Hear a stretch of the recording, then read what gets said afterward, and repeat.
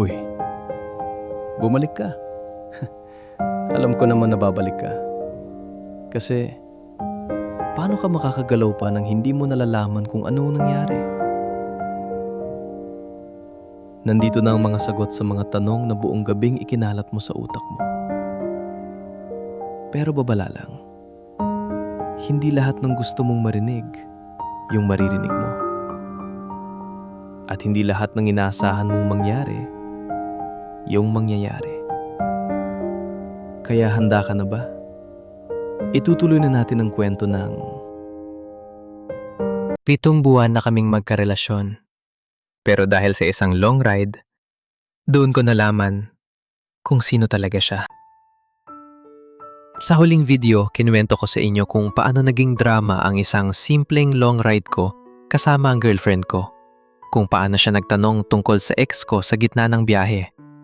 Kung paano kami naghanap ng flower shop sa kung saan-saan dahil gusto niya ng eksaktong kopya ng bulaklak na binigay ko sa ex ko dati. At kung paano yun ay hindi natin nakuha dahil wala nun doon. Kung hindi nyo pa napanood ang part 1, i-pause muna nyo ito at panurin nyo yun para may context kayo. Pero kung kasama na kayo sa akin mula pa sa umpisa, magpatuloy na tayo. Dahil ang totoo, yun pa lang ang umpisa ng talagang drama. Tulad ng sinabi ko sa inyo, gusto niya akong i-date sa isang particular na resto. Yung nakita niya sa isa pang lumang litrato namin ng ex ko. Sabi niya, doon niya gustong kumain, doon niya gustong mag-date kami. Kaya sumunod ako. Bumalik kami sa motor, isinuot namin ulit ang mga helmet na may mic at tumuli kami. Pero ang problema, nasa gitna pa rin kami ng long ride namin, malayo na kami sa syudad, malayo sa mga mall, malayo sa mga pamilyar na lugar. At ang resto na gusto niya, malayo pa na ng malayo. Kailangan namin dumaan sa ilang barangay, ilang kalsada na hindi ko na masyadong pamilyar bago namin marating ang lugar na yon. Sa buong biyahe, tahimik lang ako. Nagmamaneho lang. Iniisip kung bakit kailangan pang maging ganito. Kahirap ang isang simpleng date. Pero sinunod ko pa rin siya dahil sa isip ko, baka kapag naabot na namin yon, matatapos na rin ang drama, matatahimik na rin siya, at makakabalik na kami sa dating saya ng biyahe namin. Pero alam niyo ba, hindi namin naabot yon. Sa sobrang layo at sa sobrang oras na inubos namin sa paghahanap ng flower shop kanina, wala na kaming oras para pa umabot doon ng maayos. Yung resto na pinipilit niyang puntahan, malayo pala talaga yon sa direksyon na tinatahak namin. Kaya sa huli, hindi kami nakakain doon. Naramdaman kong parang nasayang lang ang buong araw namin. Hindi para sa isang magandang date.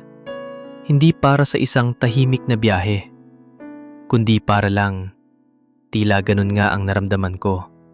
Pang-away sa akin. Parang bawat hintuan namin, bawat destinasyon na gusto niyang puntahan, ay hindi talaga tungkol sa pagkain o sa bulaklak. Tungkol lang talaga sa pagsubok sa akin, sa paghahanap ng ebidensya laban sa akin. Umuwi kami ng gabi na yon na parehong pagod, gutom at tahimik. Wala kaming kinain sa buong maghapon. Puro hanap lang kami ng bulaklak. Hanap lang kami ng resto na hindi naman namin naabot. Pero pag-uwi namin, nagbago ang ere. Nagsorry siya sa akin. Sabi niya, alam niyang sobra na siya. Alam niyang hindi na dapat niya inuungkat pa ang tungkol sa ex ko. Alam niyang mali ang ginawa niya sa buong biyahe namin. At dahil mahal ko siya, pinatawad ko naman siya. Sinabi ko lang sa kanya, diretso at malinaw. Kung uulitin pa niya ito, kung babalikan pa niya ang tungkol sa ex ko sa susunod naming long ride, iiwan ko na talaga siya. Hindi ko na kayang paulit-ulit na sumagot sa parehong tanong. Hindi ko na kayang paulit-ulit na hanapin ang bulaklak, ang resto, ang mga bagay na wala namang katapusan. Umuo siya. Nangako siya. At sa loob ng ilang araw, tahimik naman. Walang tanong tungkol sa ex ko. Walang drama. Parang bumalik kami sa dating tayo. Pero alam niya na ang sinasabi nila, di ba? Ang pangako minsan, panandalian lang. Naulit ang long ride namin makalipas ang ilang linggo. Sa umpisa, masaya kami. Kwentuhan, tawanan, parang bumalik ang dati naming enerya. Naisip ko sa sarili ko, siguro tapos na yung phase na yon. Siguro natuto na siya. Pero habang tumatagal ang biyahe, napansin kong tumatahimik siya. Hindi na kami masyadong nag-uusap sa mic. At nung tumingin ako sa maliit na screen ng phone niya na nakalagay sa harap ng motor namin, nakita kong nag-scroll siya. Nag-scroll siya sa lumang Instagram account ng ex ko.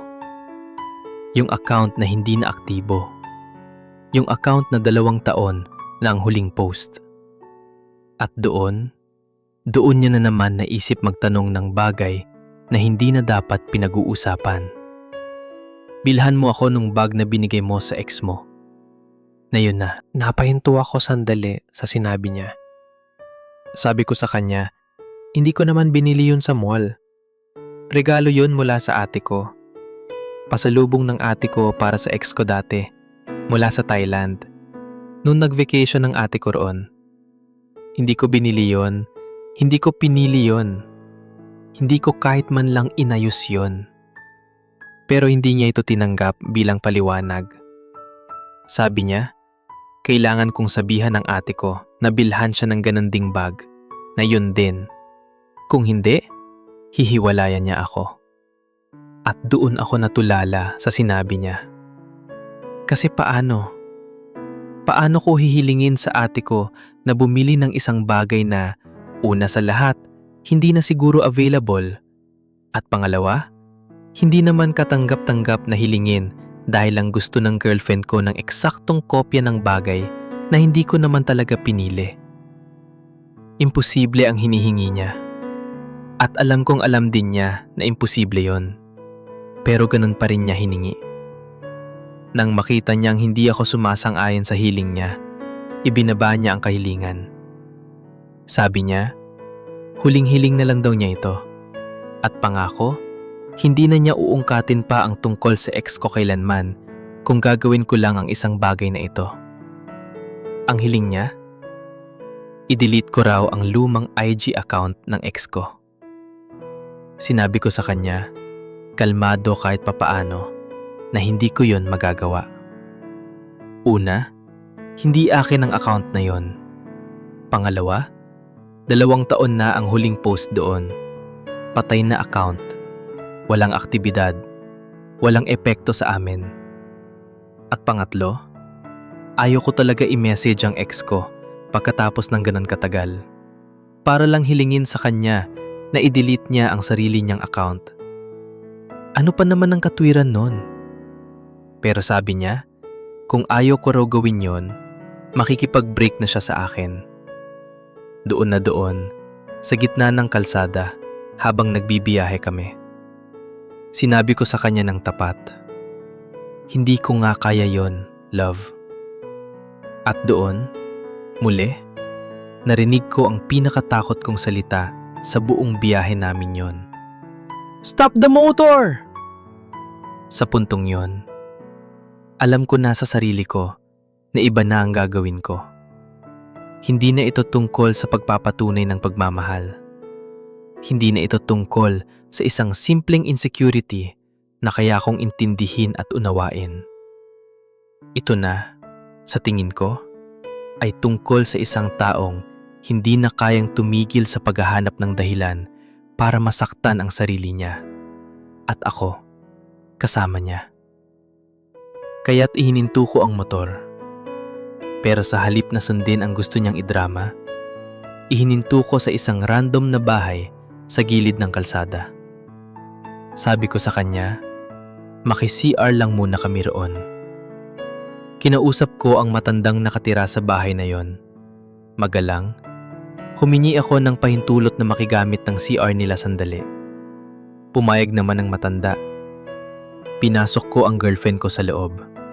Kahit alam kong hindi naman talaga siya naiihi. Kailangan ko lang ng paraan. At habang nasa loob siya ng CR, doon ko na ginawa ang desisyon. Nakiusap ako sa matanda. Nalalabas lang ako saglit. Meron lang daw akong bibilhin. Pumayag naman ang matanda. Walang pag-aalinlangan.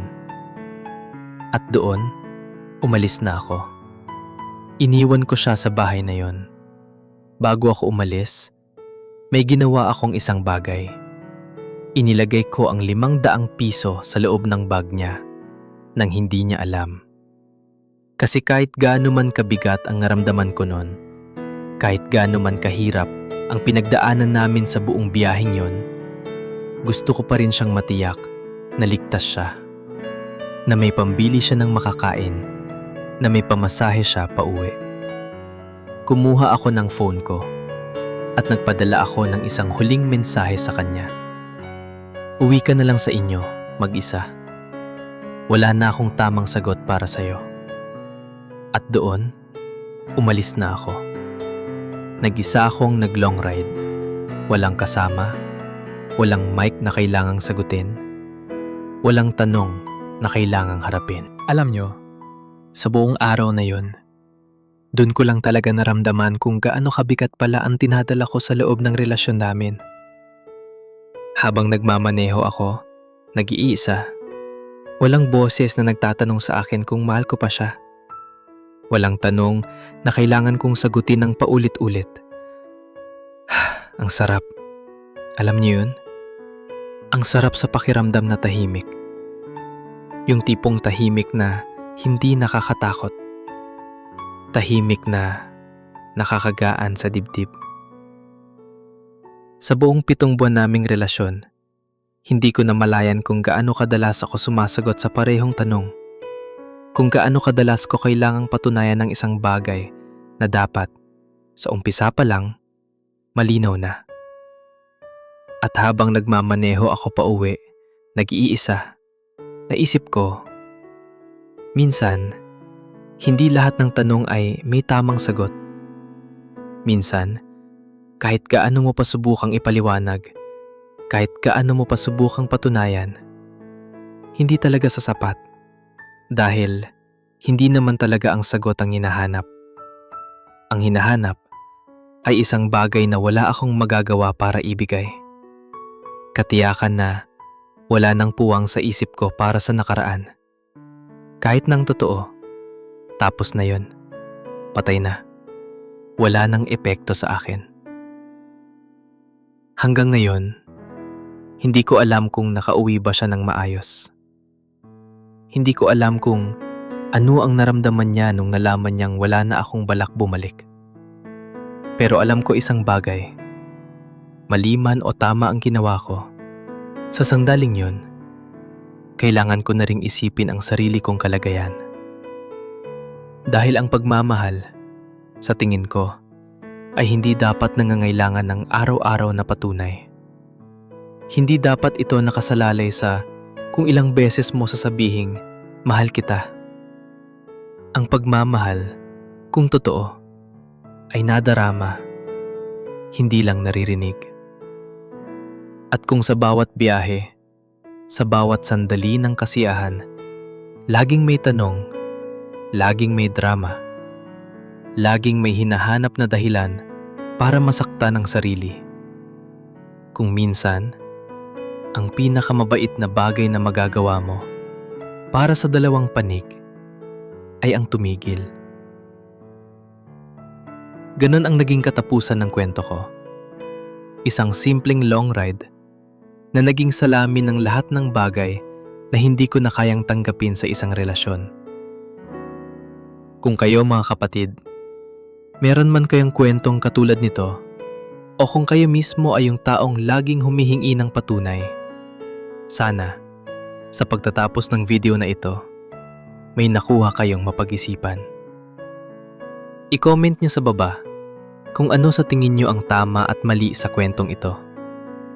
Gusto kong marinig ang opinion niyo kasi alam kong hindi lahat sasang-ayon sa desisyon ko.